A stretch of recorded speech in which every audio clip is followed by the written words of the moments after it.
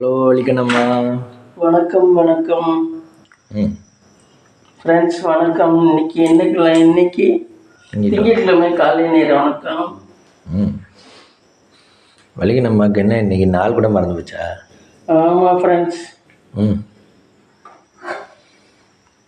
என்ன வலிக்கண்ணம்மாவோட ஆயுதம் ரெடியாகுது? ரெடியாகுது. என்ன காலையிலேயே முட்டை போட்டு வச்சுருக்கீங்க? முட்டை தான் இன்னைக்கு குழம்பு. எக்கு குழம்பா? சாம்பார் வச்சுட்டு முள்ளங்கியை போட்டு சாம்பார் வைப்போம். சாம்பார் வச்சுக்கிட்டு சாதம் வச்சுக்கிட்டு அதான் பெட்டை சாப்பிட முடியும். நேற்றுக்கு வேறு ரைஸ் போடுறேன்னு சொன்னீங்க. அதெல்லாம் நம்ம உடம்பு சரியில்லாத சாப்பிட முடியாது. இதை வந்துட்டு கிளையிறேன். நல்லா கழுவணும் பருப்பை. அதுக்கோசரம் கழுவிட்டு போகலாம். அப்புறம் நைட்டு யாரோட வீடியோ பார்த்தீங்க? நைட்டு நான் வீடியோ போய் பார்க்கல, கொஞ்ச நேரம் பார்த்தேன். நேரம் ஆயிடுச்சு, 10 மணி ஆயிடுச்சு. அப்புறம் தூங்கிட்டேன். என்ன பண்ணுறது, தூங்கிட்டேன். அடுத்த அப்டேட் மம்மி, இவங்க அம்மாக்கு இப்போ வீடு வித்துட்டாளா? பார்க்கவே இல்லை, போட்டுட்டாங்க வீடியோ. இல்லை கேட்குறேன், வீடு வித்துட்டாளா? இல்லை, வீடு விற்கி சொல்லியிருக்காங்க. எவ்வளோ நாளாக தெரியல. எல்லாம் வீடெல்லாம் இது இடமெல்லாம் உடனே விற்காது. தங்கன்னே உனக்கு உடனே அடகு வைக்கலாம் பண்ணலாம். இடமெல்லாம் வச்சிருந்தா உடனே எல்லாம் இது. அப்போ எப்போ பண்ண முடியும்? அதெல்லாம் கொஞ்சம் லேட்டாக சொல்லி நல்ல நேரம் வரையில தான் நடக்கும் அதெல்லாம். இப்போ எதுவுமே நம்ம இடம் வைக்கணும்னா முதலே சொல்லி வைக்கணுமா? சொல்லி வைக்கணும். அது நம்ம நினைச்ச நேரம்லாம் நடக்காது. அதெல்லாம் உடனே காசாகாது. அதெல்லாம் நல்ல நேரம் வரையில தான் நடக்கும். பொறுத்து தான் கொடுக்கணும். அப்போ இடம் வாங்குறவங்களுக்கு அவங்களுக்கு நல்ல நேரம் வந்தால் தான் வாங்க முடியும். இல்லைன்னா பணம் சேராது, இல்லைன்னா பணம் சேராது, இல்லைன்னா ஏதோ ஒரு பிரச்சனை இருக்கும். இது தங்கம் ஒண்ணுதான் நமக்கு உடனே கையில காசு.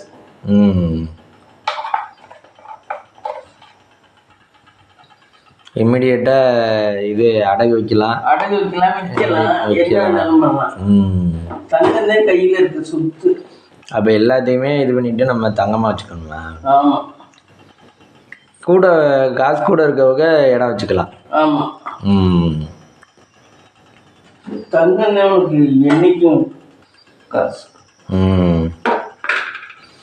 ஆனா இவங்களுக்கு அர்ஜென்ட் ஒன்றும் இல்லை. அதனால லேட்டாக ஆரம்பிப்பாங்க. சொல்லி வச்சு லேட்டானாலும் பரவாயில்ல.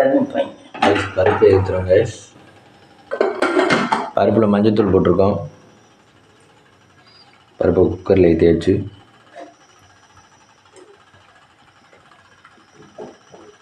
இன்னைக்கு வரைக்கும் நமக்கு எத்தனை மணிக்கு ஸ்டார்ட் ஆச்சுடி? இன்னைக்கு 5:15 நினைக்கிறேன். சாமி கும்பிட்டேன். அது ஒன்று வெள்ளனா இருந்துச்சா, அந்த திருப்தி ஒன்று இருக்கு. நல்ல குலசாமியை நினைச்சு சாமி கும்பிட முடியுது. அதுவும் இந்த மற்ற நாள்ல லேட்டா இருந்துச்சு, அதுவும் முடியல. இந்த சாட்டர்டே சண்டே அந்த நாள்லையா? ஆமா, அந்த நாள்ல தானே. ஆனால் நெய்வேத்தியம் பண்றீங்க? நெய்வேத்தியம் பண்ணுவேன், சாமியை நினைச்சு கும்பிட முடியுது.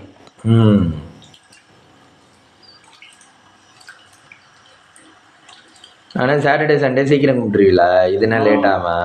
அது சும்மா நெய்வேத்தியம் பண்ணிட்டு வர்றதோட சரி.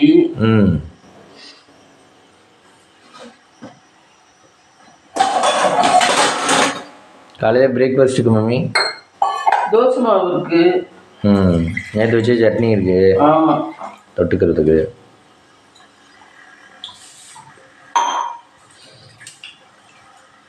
அப்புறம் இந்த 3 days எப்படி போச்சு? 3 days நல்லாது போச்சு. இந்த வயிறு மட்டும் பிரச்சனை ஒன்று இல்லைங்க. வைத்தீஸ்வரன் கோயில் போனோம், அண்ணாத்தாள் கோயிலுக்கு போனோம். நல்லா இருந்துச்சு. Car travel. ஆமாம், நம்மளா ஓனா ஓட்டி போனது நல்லா இருந்துச்சு. டிரைவர் போட்டு ஓட்டுறத விட டிரைவர் போட்டு ஓட்டுனா பெரிய கஷ்டமா இருக்கும். அதில் என்ன டிராபேக்கு? அது நமக்கு ஒரு ஃப்ரீடம் இருக்காது மாதிரி இருக்கும். டிரைவர் போட்டாவா? ஒருத்தர் வீட்டுக்குள்ள ஒருத்தர் விட்டா எப்படி இருக்கும், அதே மாதிரி தான் இருக்கும் அதுவும். இது நம்ம இண்டிவிஜுவலா போறது ஒரு மாதிரி இல்ல. நம்ம விருப்பப்பட்டு எங்கே வேணாலும் நிப்பாட்டிக்கலாம். டீ சாப்பிடணும்னா இங்கே நிப்பாட்டிக்கலாம். நிறுத்துப்பா, நான் பாத்ரூம் போகணும், அது பண்ணணும் அப்படின்னு சொல்லணும். ஒன்றுக்கு அப்புறம் அவனுக்கு வேற நம்ம சாப்பிடலாம் இருந்தா பண்ணி சும்மா அவருக்கு சாப்பாட்டுக்கு வேற கொடுத்து மேற்கொண்டு 800 ரூபா ஃப்ரெண்ட்ஸ் எங்கள் ஊரில் ஆக்டிங் டிரைவருக்குலாம். ஆமாம் 800 ரூபா வாங்குவாங்க எங்கள்கிட்ட. மற்றவங்கள்ட்ட எவ்வளோ வாங்குறாங்களோ தெரியல. இதோட சாப்பாடு காலம் சாப்பாடு மத்தியான சாப்பாடு இதோட நைட்டு 5 மணிக்கு வந்து எடுத்தானா அதுக்கு தனியாக 100 ரூபா. மொத்தம் அவனுக்கே 1000 1200 ரூபா போயிடும். ஆமாம் அந்த தண்ட காசு நாங்கள் வந்து மிச்சம் பண்ணிட்டோம். இது சொந்த ஓட்ட தெரிஞ்சா மட்டும்தான் நம்மள மாதிரி ஆளுகள்லாம் கார் வச்சுக்கலாம். டிரைவர் போட்டு ஓட்டுறதுலாம் சின்ன திட்டம் இல்லை. ஆமாம் அதெல்லாம் பணக்கார மட்டும்தான் வச்சுக்க முடியும். இப்ப எல்லாரும் கார் வச்சிருக்கானா எல்லாரும் ஓனா டிரைவ் பண்றாங்க. ஆமா ஓனா டிரைவ் பண்றதா வச்சிருக்காங்க. எல்லாரும் டிரைவரை நம்பி வச்சுக்க முடியாது. அதனாலதான் கார் இப்ப ஈஸியா வாங்குறாங்க. எல்லாருமே ஓனா டிரைவ் பண்றாங்க. இப்ப டிரைவர் சப்போஸ் எமர்ஜென்சிக்கு கிடைக்கலன்னு வச்சுக்கோங்க, நம்ம எடுத்துட்டு போற மாதிரி இருக்கணும். அந்த மாதிரி இருந்தாதான் நம்மளுக்கு நல்லா ஓட்ட தெரிஞ்சாதான் நம்ம காரே வச்சுக்க முடியும். வீட்டுல சுத்தமா ஓட்டவே தெரியலன்னா நம்ம வச்சுக்கிறது வேஸ்ட். வீட்டுல ஆட்டோ வச்சிருக்கிறது நல்லதா மம்மி? ஆட்டோவும் நம்ம ஓட்டுறோம்னா அதுவும் நல்லா சம்பாதிக்கலாம் ஓரளவு. ஆட்டோக்காரங்களாம் சும்மா சொல்றாங்க சம்பாதிக்கலன்னு. நல்லா தான் சம்பாதிக்கிறேன். ஆனா இந்த பாலாஜி எல்லாம் எப்படி தெரியுமா சம்பாத்தியம்னா நினைக்கிறாங்க. இந்த மாமா சம்பாதிக்கிற மாதிரி சம்பாதிச்சாதான் சம்பாத்தியம்னு நினைக்கிறாங்க. எல்லாருமே அப்படித்தான் நினைக்கிறாங்க. சாதாரணமா இது 30,000 20,000 சம்பாதிச்சாலும் சம்பாத்தியம்னு நினைக்கல ஆட்டோக்காரங்களாம். நாங்க என்ன பாவம் ஆட்டோக்காரங்க, நாங்க ஆட்டோ விட்டு தான் முளைக்கிறோம் பாவம் அப்படிங்கிறாங்க. அவங்களே 20,000 30,000 வாங்கிடுறாங்க. அவங்களுக்கெல்லாம் மாமா மாதிரி அப்படியே தூக்கி கொடுக்கணும் 12 லட்சம் 10 லட்சம். அப்பதான் அவங்களுக்கு பணக்காரங்கன்னு நினைப்பு. அது எப்படி வரும்? அதான் அப்படிலாம் எனக்கு பாலா இல்லை மம்மி. இப்போ வந்து இந்த பாலாஜின்னு ஒருத்தன் இங்கே ஆட்டோ ஓட்டினேன். அவன் பார்த்தா இப்போ ஃபேமிலி அவனும் இங்கே ஆட்டோ ஓட்டினேன் என்னவோ செட்டாகல போல. அப்புறம் அங்கே போயிட்டேன், வெளியூருக்கு போய் வேலைக்கு இருக்கேன். அவன்கிட்ட தானே நான் ஒரு நாள் ஃபோன் பண்ணி கேட்டு வண்டி அனுப்பிச்சு. 150 ரூபான்னு ஆட்டோ மட்டுக்கிடப்பாங்க. எல்லாம் ஆள் இருந்தா ஒரு மாதிரியா, ஆள் இல்லைன்னா ஒரு மாதிரி வாங்கிட்டு இருக்கேன். ஆமா இல்லைன்னா வரமாட்டேன்ட்டாங்க. அன்னைக்கு நீங்க லாஸ்ட் முத்தியம்னா வீட்டுக்கு போயல. ஆமா கமலா அது கூட உள்ளது சொல்ல மாட்டேங்கிற. அவ ஆட்டோக்கு அவ கூப்பிடுறாள்லாம் 60 50 50 100 ரூபாய் தான் கொடுப்பாளா இருக்கும். ஆமா அப்படிதான் அவங்க வாயிலா இருக்கும். ஆனா அவ என்ன சொல்றா, நானும் ஒரு கூட தான் கொடுப்பேன் அப்படிங்கிற. அவ எதுவுமே உள்ளது சொல்ல மாட்டா, கரெக்டா சொல்ல மாட்டா. எங்கே நம்ம பொழைச்சிருவோமோன்னு நினைப்பா. அதே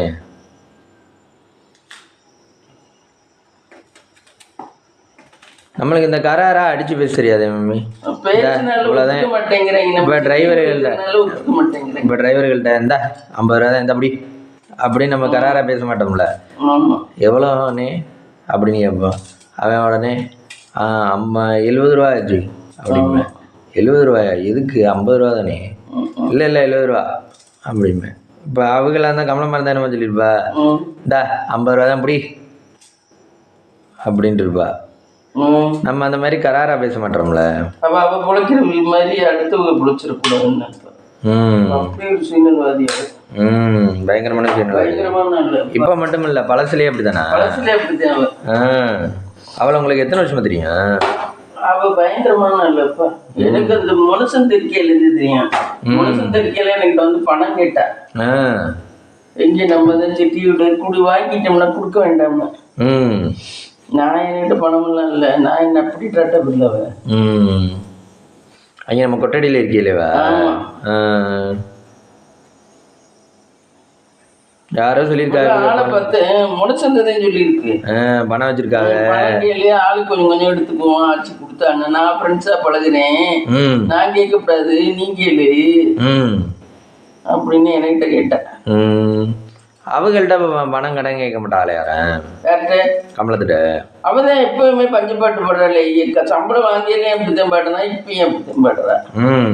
அவதான் என்கிட்ட 1 பைசா கூட இல்லையே அப்படின்னு பாடுறான். நம்ம இல்லைனாலும் வெளியே சொல்ல மாட்டோம், கௌரவம் போயிரும்னு. அதெல்லாம் பணத்தை வச்சுக்கிட்டே பஞ்சப்பாட்டு பாடுறா. ஆமா இல்ல பணமும் இல்லை, அவள்கிட்ட இல்லை என்ன ஒன்று ஒன்று இல்லை சம்பாதிக்கிறது. ஆனால் ஒரு பைசா அனாவசியமா அந்த பொன்னியாச்சி மாதிரி தான். ஒரு பைசா அனாவசியமா செலவழிக்க மாட்டா, ஒரு பைசா யாருக்கும் ஒரு ரூபா கூட கொடுக்க மாட்டா. ஆனால் காசு இல்லை எப்படின்னே தெரியல. அப்படி டைப். நம்மளாவது ஒருத்தருக்கு கூட கொடுப்போம் பண்ணவும் செய்வான். அவ அதெல்லாம் செய்ய மாட்டேன். பணத்தை மிச்சப்படுத்துறது எப்படி மிச்சப்படுத்தலாம்? தேவையான செலவை பண்ணிக்க வேண்டியது, அது பண்ணணும். முக்கியமான செலவுகளை பண்ணணும். இந்த ஒரு தக்காளி எடுத்துட்டு தக்காளி எடுத்துட்டு வந்தாரேன். மம்மி என்ன நறுக்கிட்டு இருக்கீங்க? தேங்காய் சட்னி. நிறைய தேங்காய் முடி கிடக்கு ஃப்ரெண்ட்ஸ். தேங்காய் சட்னி. தேங்காய் சட்னி வைக்க போறீங்களா? சம்மந்தி. நேற்றுக்கு தான் சட்னி இருந்துச்சே மம்மி. அது உனக்கு, இது எனக்கு. என்ன 2 பேருக்கும் தனித்தனியாக சட்னியில் வைக்கிறீங்க? பழசு சேருது. ஓ, அதுக்காக புதுசாக லேசா ஏதாவது ஒன்று நல்ல குடிக்கவே இருக்கும். அல்சருக்கு நிரந்தரமாக குணமாக்குறதுக்கு எதுவும் வழி இல்லையா? ஒன்றுமே இல்லை. அதேமாரி சில பிரச்சனைகள் அது இருந்துக்கிட்டே இருக்கேன் உடம்புல. அதேமாரி ப்ரெஷரையும் முழுமையாக குறைக்க முடியாது. சுகர் ப்ரெஷர் எதையும் முழுசாக குறைக்க முடியாது. இப்போ வந்துருச்சுன்னா மம்மி, ப்ரெஷர் வந்துருச்சுன்னா முழுசாக குணமாகி திரும்ப ரிட்டர்ன் ஆகிட்டான் அப்படின்னு சொல்ல முடியாது. அதுவா உடம்பா இருந்தாதான் இவங்க டாக்டர் வைத்தியத்துலாம் ஒத்து வராது. உடம்பா அது மாசமா இருக்கவங்களுக்குலாம் ப்ரெஷர் சுகர்லாம் வரும். ஆனால் கொஞ்ச நாள்ல சரியாயிடும். அப்படி. ஓ, அந்த மாதிரி உடம்பா அதோட தன்மையை இது பண்ணிக்கிட்டே தவிர இவங்க டாக்டர் வைத்தியத்துல ஒன்றும் பண்ண முடியாது. டாக்டர் வைத்தியம் என்ன தற்காலிகத்துக்கு. அதுலேயும் நம்ம இந்த அளவுக்கு இருக்கிறோம்னா அது பெரிய அதிசயம். என்ன அவங்க பார்க்கறது இல்லையா? ஏன்னா முழுசாக அவங்க இன்னொருத்தவங்க உடம்புக்குள்ள வர முடியாது. நம்ம சொல்றதை கேட்டு தான் வைத்தியம் பார்க்குறாங்கல்ல. உங்களுக்கு என்ன பண்ணுது, அவங்களுக்கு படிக்கல, இது பண்ணும்னு தெளிவாக தெரியும். நோய்க்கு இந்த அறிகுறிங்கிறது அவங்களுக்கு தெரிஞ்சிருக்கு. அதான் அவங்களுக்கு படிக்கல அவங்களுக்கு தெரிஞ்சிருக்கு இந்த நோய்க்கு இந்த அறிகுறி.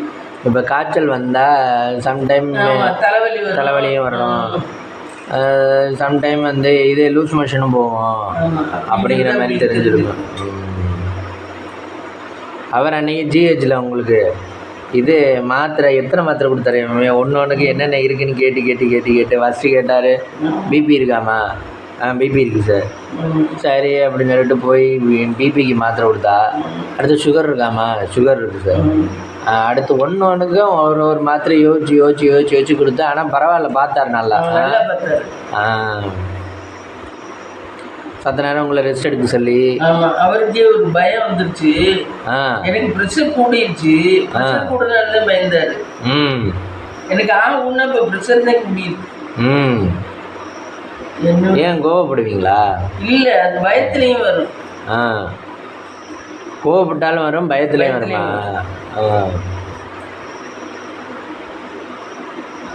அதிகமாக பயந்தாலும் பயப்படக்கூடாது. எதுக்காக இருந்தாலும் பார்த்துக்கலாம் அப்படின்னு இருக்கணும். கடவுளை ப்ரே பண்ணிக்கணும். இந்த இதே பாலை வச்சு கையில் வச்சு இந்த இது பண்ணால் அமுக்கிட்டா ப்ரெஷர் குறையுன்னு சொல்கிறாள். அது சொல்கிறாங்க. ஆமாம், அது அந்த பால் வாங்கணும். 50 ரூபா இருக்குமா அந்த பால்.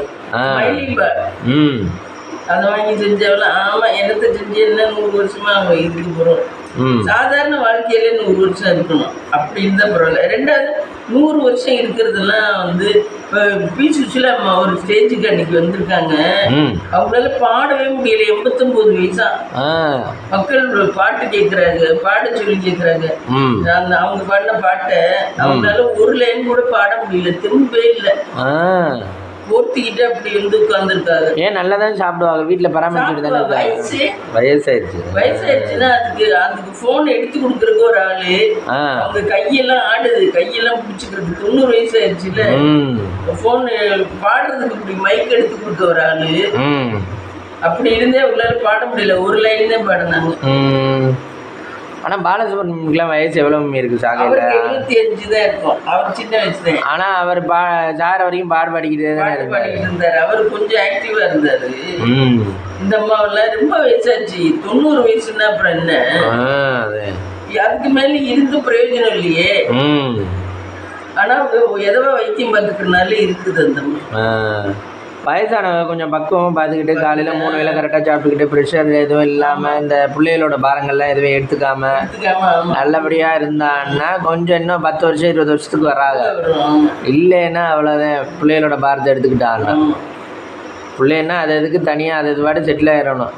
நீ இந்த வேலை பார்க்குற, இதில் காசு வருது, இதில் வச்சுக்கிட்டு உன் ஃபேமிலியை ஓட்டிக்கிட்டு இருக்கிற, உனக்கு அதிகமாக பணம் வந்தால் நீ இடம் வாங்குற, விற்கிற, வாங்குற, என்ன பண்ணுற, இல்லைன்னா இதுலேயே ஓட்டிக்கிட்டு இருக்க அப்படின்ற மாதிரி.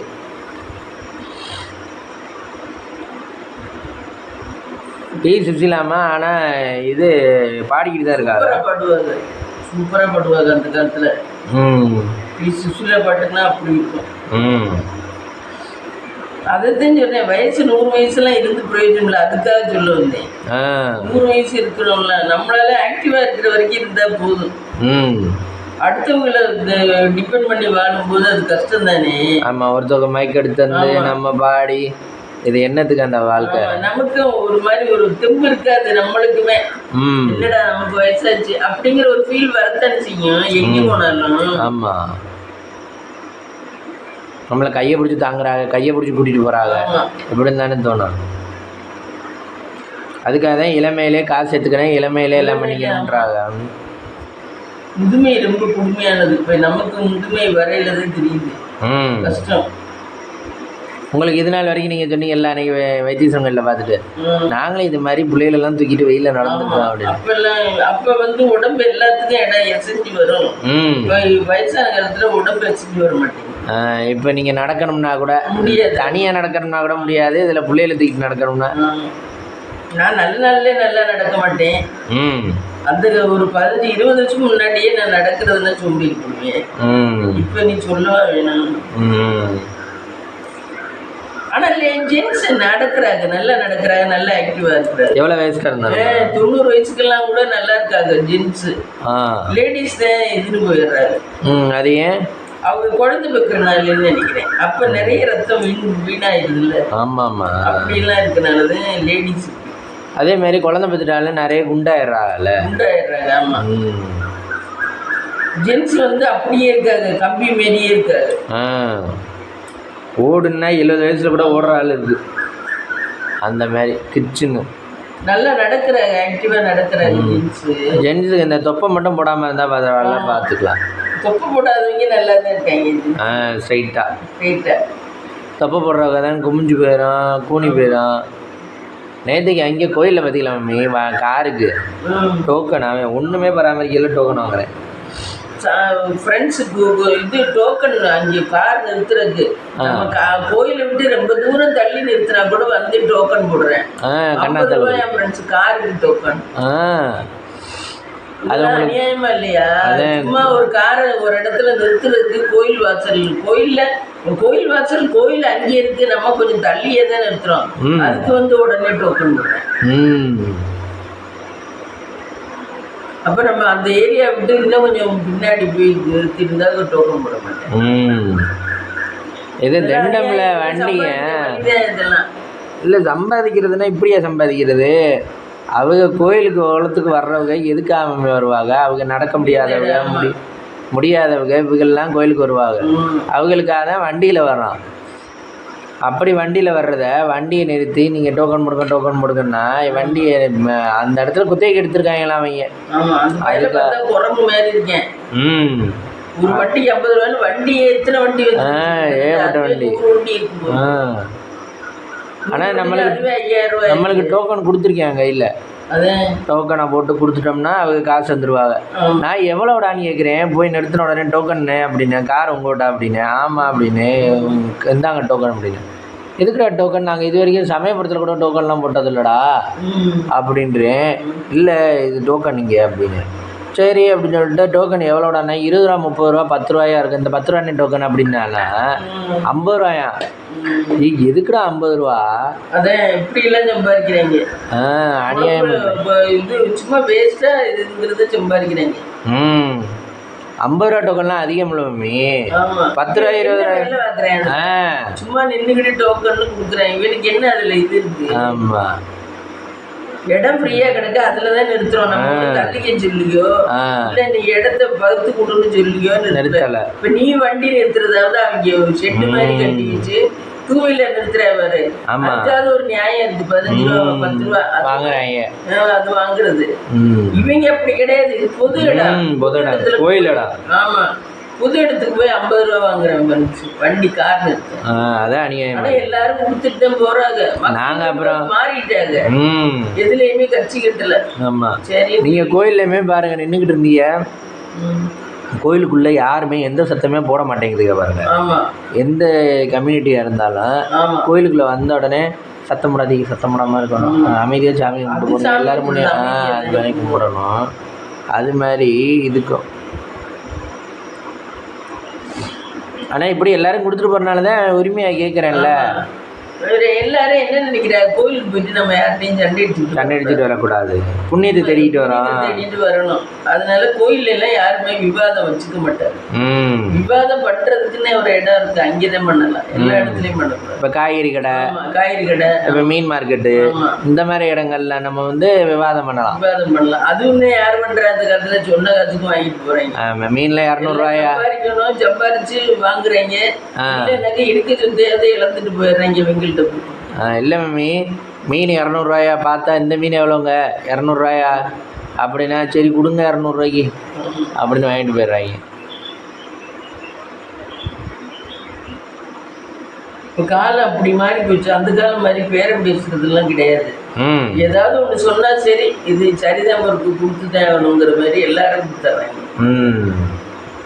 நம்ம சொன்னோம்ல அந்த பக்கத்து வீட்டில், அது பார்த்தா அவன் நம்மளை மாதிரியே அது காசு யார்ட்டையும் இழக்காம தான் வேலையெல்லாம் வாங்கிட்டு இருக்கு போல அப்படின்னு நினச்சோம்.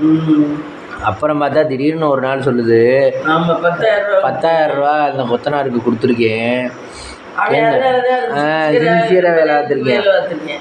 நான் அதானே எப்பட்றா பணமே வாங்காமல் எப்படா சின்சியராக டெய்லி வந்து சம்பளத்துக்காக மட்டும் சின்சியராக எப்படா எவ்வளோ தூரம் பார்க்குறாங்க அப்படின்னு நினச்சா, நம்மளா இருந்தால் முதல் நாளே சொல்லிடுவேன், நீ அடுத்த நாளே சொல்லிடுவேன், நீ இப்போ இன்னைக்கு கண்ணாத்தலை கோயிலுக்கு நேற்று போயிட்டு வந்திருக்கியா, இதை உடனே இதுக்கிட்ட சொல்லிடுவேன், நீ கமலத்திட்ட நாங்கள் கண்ணாத்தலை கோயிலுக்கு போனோம், அங்கே போனோம் இங்கே போனோம் இப்படின்னு உடனே சொல்லிடுவேன்.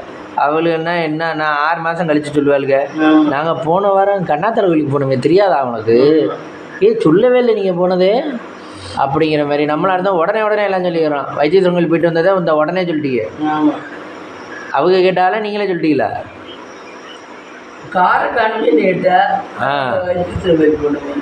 அதான் உடனே சொல்லிட்டீங்க. அவளுகளா இருந்தால் நாங்கள் கோயம்புத்தூர் போயிட்டு வந்ததை கூட சொல்லலை. கோயம்புத்தூர் யார் போனா? இது ஏதோ ஒரு கோயிலுக்கு, அதை கூட சொல்லலை. நம்ம காரக்காரம்ல 2 நாள் காரக்காரம்ல தெரியுது, மாசாணியம்மன் கோயில்னு சொல்லல. அப்பதான் மாசாணியம்மன் கோயில்னா இது வந்து அது என்னமோ ஒரு ரஜினி வால்பாறைக்கு போகணும், வால்பாறை அது வால்பாறை டூரிஸ்ட் பிளேஸ், வால்பாறைக்கு தான் போகணும். வரையில அப்படி மாசாணியம்மன் கோயில பார்த்து சாமி. இப்ப வால்பாறைக்கெல்லாம் நம்ம போனோம்னா ஏதாவது நினைச்சுக்குவான்ட்டு வால்பாறைன்னு சொல்லாம இப்ப மாசாணியம்மன் கோயில். இப்ப வயசானவள்ல வால்பாறை நீங்க போயிருக்கீங்களா? வால்பாறையில இந்த கண்ணை கட்டிட்டு ஒரு வில்லன் இருப்பேன் பாரு ரஜினி படத்துல.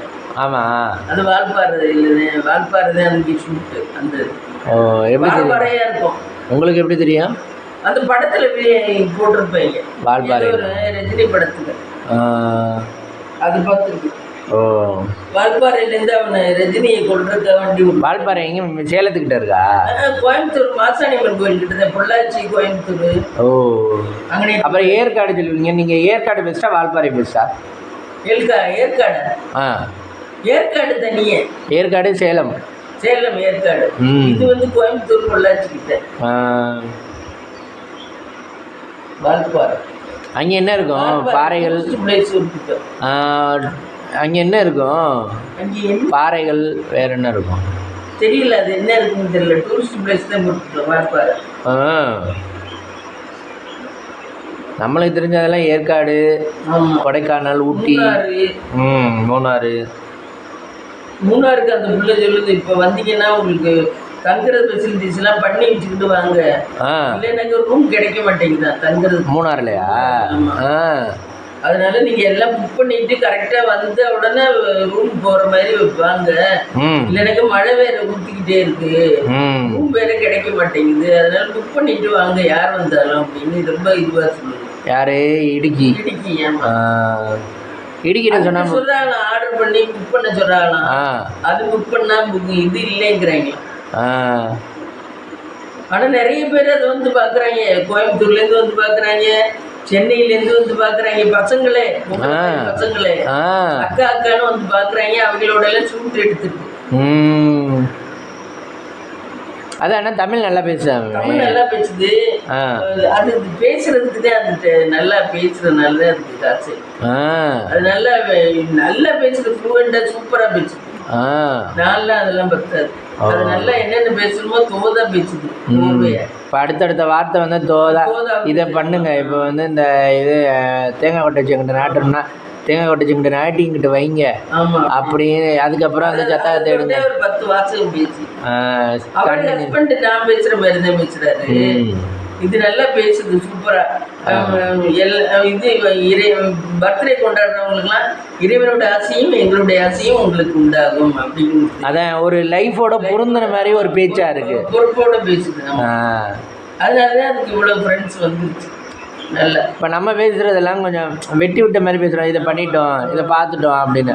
அவங்க வந்து இப்போ ஒரு வாழ்த்து சொன்னால் கூட அவங்களுக்கு இந்த எல்லாருக்கும் பொருந்துற மாதிரி உங்களுக்கு எல்லா ஆரோக்கியங்களும் எல்லா இதுவும் இந்த ஃபாதர்லாம் சொல்லுவார்ல, கண்ணா கண்ணாங்குது எல்லா செல்வமும் கிடைக்கட்டுங்கன்னா அப்படி நல்லா பேசுது. நல்ல பிள்ளைய. அதுக்கிட்ட சொன்னால் புக் பண்ணி தருமா மம்மி? மூணாருக்கு போனால் அது புக் பண்ணி தரும். நம்ம முன்னாடியே போகிறதுக்கு முன்னாடியே சொன்னோம்னா இது இடம் பார்த்து புக் பண்ணி தரும் தங்குறது. ஆனால் அது சொல்லுது என்னால் இப்போ புக் பண்ண சொல்கிறாரு. எனக்கு வந்து எனக்கே அது இது கிடைக்கல. நான் முன்னாடி புக் பண்ண சொன்னாங்கன்னா ஃபஸ்ட்டு புக் பண்ணுறவங்களுக்கு தான் கிடைக்குதா ரூம், இல்லைன்னா கிடைக்கலையா. லாஸ்ட்டாக போச்சுன்னா கிடைக்கலையா. மூணாறு நிறைய ஸ்பேஸ் பார்க்குற இடம் நிறைய இடம், அதனால டூரிஸ்ட் நிறைய பேர் போவாங்க. அதனால தான் கிடைக்கலைங்குது. மூணாறு நல்லா இருக்கும் போது. நல்லா அப்படியே பச்சை பசேர்னு எல்லாம் தேக்க இது தேயிலை கண்ணு எஸ்டேட் மாதிரி தேயிலை கண்ணு இதெல்லாம் இருக்கு. நல்லா இருக்கு. அப்போ நம்ம தேயிலை இதை இலையெல்லாம் இங்கேதான் நிறைய இருக்கு. தாரணை சொல்றேன்ல. ஆமாம் ஆமாம், பாதையில் வந்துச்சு, இங்கேதான் நிறைய பாதையில் வந்துச்சு போணுச்சு அப்படின்னு. இவங்க இருக்கிற பக்கமே வருமா. யானையெல்லாம் அடிக்கடி பார்க்கலாம். சிங்கம், புலி, யானை அதுக்குள்ளதே அவங்க வாழ்றாங்க. வரு அடிச்சு சாப்பிட்டுருச்சுன்னா என்னன்றது. ஆமா, அது அன்னைக்கு போய்கிட்டு இருக்கா, யானை வருதான். அது பேர் என்ன போல சொல்லுது, கொம்பேரி முக்கன் இல்ல, அந்த யானை பேர் என்னமோ சொல்லுது. அந்த யானை வந்துகிட்டு இருந்துச்சா, இது முடியாதுச்சா. ஒத்தையடி பாதையில ஒத்தையாதே போகுது கடைக்கு போறதெல்லாம். ஏதோ கடவுள் புண்ணியத்துலதான் அதுக்கெல்லாம் உயிர் தப்பிக்குது. அதுக்கு டெய்லியுமே பிரச்சனை தான். ஆனா யானை வந்தா மனுஷரை டிஸ்டர்ப் பண்ணாத. மனுஷரை வீடு அவங்களோட கார் எடுத்திருக்க இடமெல்லாம் ஒன்றும் டிஸ்டர்ப் பண்ணாது. கார் எய்த்தாப்புல இருக்கு, வீட்டுக்கு எய்த்தாப்புல.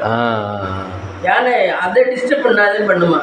வேணா இந்த கேரட் எல்லாம் நட்டு வச்சிருக்கதா தோண்டி கிழக்க திட்டு போயிடும் பசிச்சுன்னா. ஆமா, அந்த மாதிரி பண்ணும் போல. ஆனா வந்து நிறைய வேணும்ல. ஆமா ஆமா, 150 கிலோ வேணுமா ஒரு நாளைக்கு சாப்பாடு. அதுக்கு வயிறு பெருசு இல்ல, வயிறு பெருசு. 150 கிலோ வேணுமா. அந்த 150 கிலோவுக்கும் அது வேணுங்கிறதெல்லாம் தோண்டி தின்னுட்டு இவங்க நட்டு வைக்கிறதெல்லாம் தின்னுட்டு போயிருவான். ஆனா காரை டிஸ்டர்ப் பண்ணாதான், வீட்டுகளை டிஸ்டர்ப் பண்ணாதான் பரவாயில்ல. ஆனா வந்து அதுக்கு மதம் பிடிச்சிச்சு. ஆமா, என்ன பண்றோம், நம்மளுக்கு கோவம் வர மாதிரிதான். நம்மளுக்கு ஒரு ஸ்டேஜில் கோவத்தை தூண்டி விட்டாங்கன்னா தல்டா அப்படின்னு கோவம் விரிச்சாவே செத்து போயிடுவா. ஓங்கி ஒரு மிதிதான். ஆமா, இடிக்கல. அது மூணாறுல அதான் எவ்வளவு ரிஸ்க் எடுத்துக்கிட்டா இங்க இருக்கான்னு தெரியல. என்ன இங்க தமிழ்நாட்டுல இருந்தே வேலை இருக்கு. நான் என்ன சொல்றேன், அவங்க பாக்குற வேலை தமிழ்நாட்டுல பண்ணா சொர்க்கலோகமா இருக்கலாம். அதையே அங்கே போய் இருக்கான்னு தெரியல. எஸ்டேட் ஓனர் இருக்கிறாரு, அவங்களுக்கு அங்கே பழக்கமாயிடுச்சு போல. பழக்கமாயிடுச்சு. என்னையா அதுல சௌரியம் இருக்கு, ஒண்ணும் இல்ல. ஒரு இதை சீட்டை போட்டு வீடு அடைச்சுக்கிட்டு விறகடுப்புல சமைச்சுக்கிட்டு ஊர்ல இருந்துகிட்டு இது எதுக்கு. தமிழ்நாட்டு எங்கேயும் உழைச்சுதான் சாப்பிட போறோம். அது தமிழ்நாட்டுக்குள்ள உழைச்சு சாப்பிட்டாங்க. அவங்க உழைக்கிற உழைப்புக்கெல்லாம் நல்லா சம்பாதிக்கலாம் தமிழ்நாட்டுல. அது அவருக்கு சொந்த ஊர் இருக்காது. அதனாலதான் இங்க இருக்கான்னு நினைக்கிறேன். ஓ சரி. அது ஹஸ்பண்டுக்கு சொந்த ஊரா. ம் இருந்தாலும் வீடெல்லாம் சொந்த வீடெல்லாம் கிடையாது. ம் அதெல்லாம் அவங்க கொடுத்த வீடு, கம்பெனிக்காரங்க கொடுத்த வீடு. அவங்க வேலைக்கு இருக்கனால கொடுத்த வீடு. ஆமா. ம் வேலையை விட்டு என்னாச்சுன்னா அந்த வீடை காலி பண்ணி சொல்லிடுவாங்களா? வேலையை விட்டு நின்று 6-7 வருஷம் இருக்கு அவருக்கு. அது வரைக்கும் இருப்பாளாம். அதுக்கப்புறம் இங்கிட்டு வந்துருவாளா, இங்கிட்டு வந்து வீடு கட்டணும்.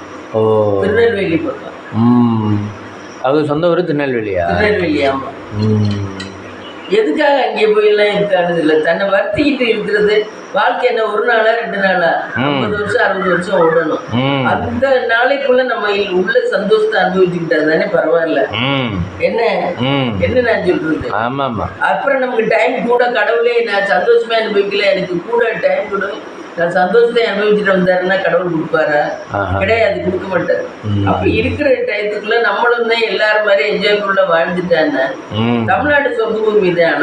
ஆனா மழை வராது, ரொம்ப டிஸ்டர்ப் பண்ணாது, வெயில் எல்லா வசதியும் கிடைக்குது.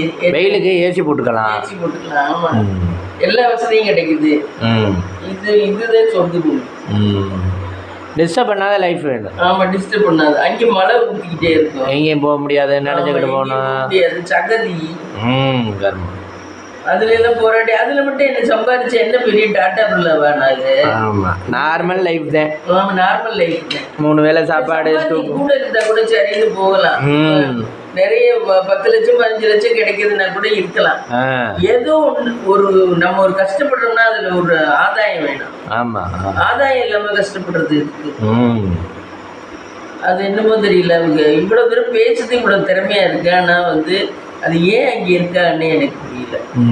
கேரளா பாடல்ல இருக்கவங்க கேரளாக்காரே இருக்கத்தையே வேணும். நம்ம தமிழன்ஸ் ஏன் இங்க போயிருக்கணும்? என்ன 2வது அவர் பாக்குற வேலையும் அவர் லாட்டரி டிக்கெட் விற்கிறாரு, கம்பெனில வேலைக்கு போறாரு. 2 இது கடை வச்சிருக்கு, பியூட்டி பாக்குது. இது 2 4 வேலை பாக்குறாங்க. பார்த்தா அவங்க ஒன்றும் தெளிஞ்ச மாதிரி தெரியல. சாப்பாடு குழம்பெல்லாம் தூண்டுதான் விற்கிது. குழம்பெல்லாம் ஆளுக்கு ஒரு கரண்டி தான் ஊற்றிக்கிற மாதிரி இருக்கும். அவங்க 5 டிக்கெட்டு மொத்தம். மாமியா 1, பசங்க 2, இவங்க 2 பேர் 5. இவ்வளவுதான் ஊற்றிக்கலாம் ஒரு ஆள் குழம்பு. அவ்வளவுதான் பண்ணுது. இது மட்டன் சாப்பிடாது, எதுவுமே சாப்பிடாது. இது மட்டன் மீல் எல்லாம் இது சைவம் மட்டும்தான். இது பிள்ளைய பிடிச்சதுக்கு தான் மட்டன் அசைவம். என்ன வாழ்க்கைன்னு தெரியும். ஆனா அதுலயும் அது உற்சாகமா வாடுது. அது பாராட்ட வேண்டிய விஷயம். ஆமா, நம்மளை போல ஆளா இருந்தா அவ்வளவுதான். என்னடா மழை ஊத்திக்கிட்டே இருக்கு, இதுல என்னடா வாழ்க்கை, தினம் ஒரு நைட்டி மாதிரி போட்டுக்கிட்டு போயிருது கடைக்கு. இல்லை மேமே, நம்ம இந்த சிஸ்டத்துக்கு பழகிட்டோம். அவங்களாம் அந்த சிஸ்டத்துக்கு பழகிட்டாங்க. அவங்க என்ன இந்தியாவில் வந்தா கூட சம்பாதிப்பாங்க. அவங்க 2 பேரும் உழைக்கிறதுக்கு கூட தமிழ்நாட்டு வந்தாங்கன்னா கூட சம்பாதிப்பாங்க, கூட நல்ல சௌகரியமா இருப்பாங்க. அதுக்கு நல்ல விவரம் எல்லாம் இருக்கு. ஆனா அது என்ன காரணமோ தெரியல, அங்க இருந்து இருக்கல. அதை யோசிக்கலையா அவங்க அப்படின்னு தெரியல. இல்ல அது பிடிச்சி போச்சான்னு தெரியல. ஒரு சிலருக்கு தான் எவ்வளவு கஷ்டப்பட்டாலும் அந்த கஷ்டத்தை கூட விரும்பி ஏத்துக்குவாங்க. என்ன கஷ்டத்தை விரும்பி ஏத்துக்கிற ரகமா இருக்கும். என்ன ஆகிங்க? தேங்காய் சட்னிக்கு வெங்காயம் நறுக்கியாச்சு. சரி வாங்க போலாம், பண்ணிட்டு பார்க்கலாமா? ஹலோ ஃப்ரெண்ட்ஸ், இது பார்த்தீங்கன்னா இன்னைக்கு பிரேக்ஃபாஸ்ட் பார்த்தீங்கன்னா சுட சுட தோசை, 2 ஆம்லெட் போட்டு அவனுக்கு வச்சுட்டேன். சட்னி, தோசைக்கு சட்னி, தேங்காய் சட்னி, அப்புறம் சுட சுட சாதம், முள்ளங்கி சாம்பார், அதுக்கும் ஒரு ஆம்லெட் போட்டு வச்சுருக்கேன். மத்தியானத்துக்கு ஆம்லெட்டு சட்னியும் வச்சுருக்கேன் அவனுக்கு. இதுதான் ஃப்ரெண்ட்ஸ் இன்னைக்கு எங்கள் வீட்டில் லஞ்ச் அண்ட் பிரேக்ஃபாஸ்ட். வாங்க சாப்பிடலாம். இந்த வீடியோ பிடிச்சிருந்தா லைக் பண்ணுங்கள், ஷேர் பண்ணுங்கள், கமெண்ட் பண்ணுங்கள், சப்ஸ்கிரைப் பண்ணுங்கள்.